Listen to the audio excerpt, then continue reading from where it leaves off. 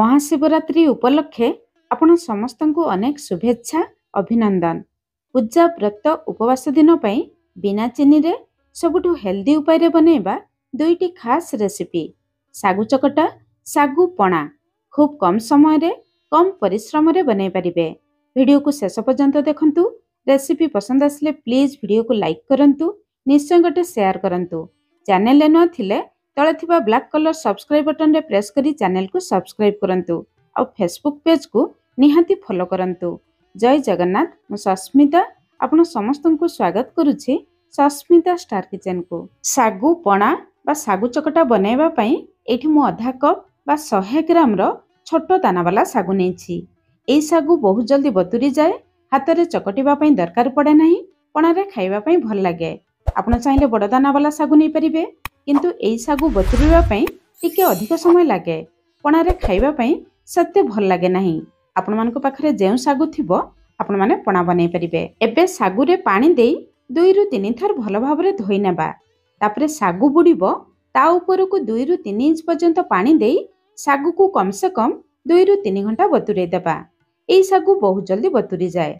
3 घंटा परे देखंतु सागु भल भाबरे बतुरी जाईछि।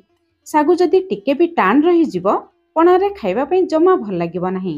आजिर पणा रे आमे चीनी व्यवहार करिबा नाही। पणा को हेल्दी करिबा पई आमे मिश्री व्यवहार करिबा। मिश्री एमिति सुता लागिथिबा मिश्री नेबे। एई मिश्री देह पई बहुत हेल्दी रुहे, पेट को ठंडा करे। एठी मु 150 ग्राम मिश्री को राति सारा पानी रे बतुरै दिथिली। मिश्री बतुरी जिबा परे जदि मिश्री भितरे सुता रही जाइथिबो से सुता को बाहर कर देबे। मिश्री पानी रे जदि किछि अपरिष्कार जिंस थिबो मिश्री पानी को छाणी तापरे पणा रे व्यवहार करिवे। जदि मिश्री पानी रे बतुरै नथिबे मिश्री को गुंड करि नै परिबे, नहले मिश्री बदल रे चीनी गुड़ पणा रे व्यवहार करि परिबे। किंतु उपवास रे मिश्री देह पई हेल्दी रहिबो। आजिर पणा पई मु एई सब फल नेछि, किंतु एतिकी फलरु फल मु कम व्यवहार करिबी। फल भितरे एठी मु नेछि नडिया, कदली, कमला, बेदना, काकुडी, अंगूर, आपेल। आपण मान को पाखरे जाहा फल थिबो बा जेउ फल आपण मान को पसंद आपण माने पणा रे देई परिबे। एठी मु किवी आ स्ट्रॉबेरी नेछि।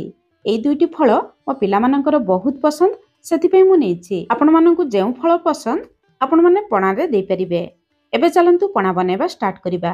पणा बनेबा पई एमिति गोटे बड़ जागा नेबे, पणा गळेबा पई सुविधा हेबो। तापरे दुईटी बड़ साइज रो कदली देबा। एठी मु दुईटी बड़ साइज रो कदली नेछि। आपण जदि छोटो साइज रो कदली नेउथिबे 3टी कदली देबे। कदली को भल भाबरे चकटी नेबा। आपण चाहिले हाथ को भल भाबरे धोई परिष्कार करी हाथ रे चकटी नै परिबे। कदली सहित फाळे नडिया करा देबा। नडिया कसी देबे, पणा रे खाइबा पई भल लागिबो। नडिया टाण रहिले पणा रे खाइबा पई जमा भल लागिबो नाही। नडिया कदली को भल भाबरे मिसेबा। तापरे हमें रखिथिबा सागु को देबा। सागु को भल भाबरे गळेबा। दर्शक बंधु आपण माने वीडियो केउठु देखुचंती दया करी कमेंट्स करी जणेबे, ताहले मु आपण माननकु धन्यवाद जणाई परिबी। एबे पणार टेस्ट बढ़ाइबा पई आमे आधा कप बा 100 ग्राम रो फ्रेश दही देबा। दही बेसी खटा देबे नाही, पणार खाइबा पई भल लागिबो नाही। जदि आपण माने दही खाउ नथुबे, दही पसंद कर नथुबे, दही बदल रे खीर देई परिबे, नहले खाली पानी भी देई परिबे। एबे पणा रे अल्प छेना देबा। एठी मु 300 मिलीलीटर खीर रु छेना बनैथिली। अल्प छेना अल्प दही देले पणा खाइबा पई भल लागे, किंतु ऑप्शनल अछि। बिना छेना बिना दही रे भी आपण माने पणा बनै परिबे। मिसेबा समय रे चटुरे एमिति प्रेस करि देबे, सब जिंस भल भाबरे मिसि जिवो। हाथ रे गळेबा दरकार पड़िबो नाही। एबे पणा रे आमे फल देबा। एठी देखंतु सब फल गुडी को मु काटी नेछि।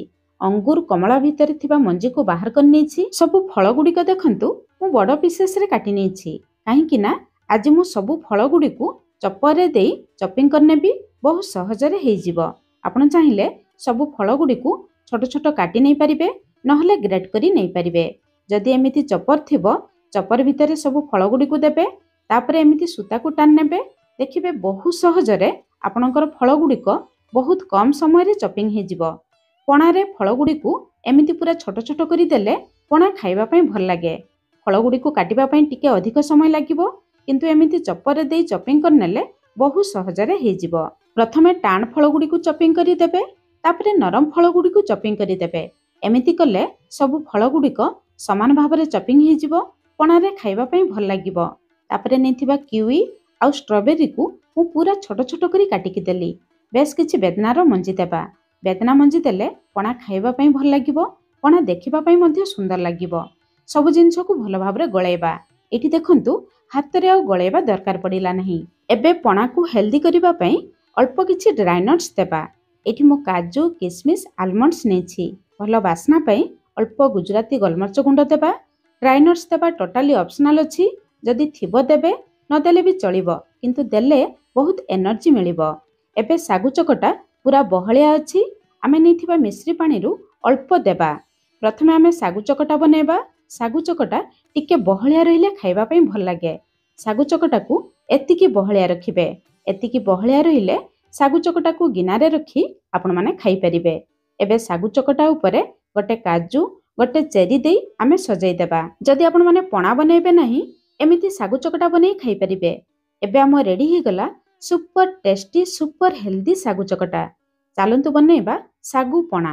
ପଣା ଟିକେ ପାଣି ରୁହେ। ଆମେ ନେଇଥିବା ମିଶ୍ରି ପାଣିରୁ ଯେତିକି ପାଣି ଦରକାର ପଡ଼ିବ ସେତିକି ପାଣି ଦେଇ ଭଲ ଭାବରେ ଗୋଳେଇବା।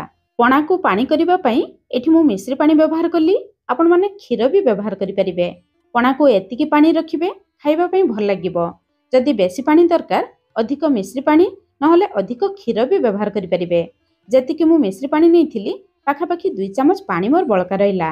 ପଣାର ଫାଇନାଲ କନସିଷ୍ଟେନ୍ସି ଦେଖନ୍ତୁ, ଏତିକି ବହଳିଆ ରଖିବେ। ଏବେ ଆମ ରେଡି ହେଇଗଲା ସୁପର ଟେଷ୍ଟି, ସୁପର ହେଲ୍ଦି ଶାଗୁ ପଣା। ଆସୁଥିବା ଶିବରାତ୍ରିରେ ବନାନ୍ତୁ।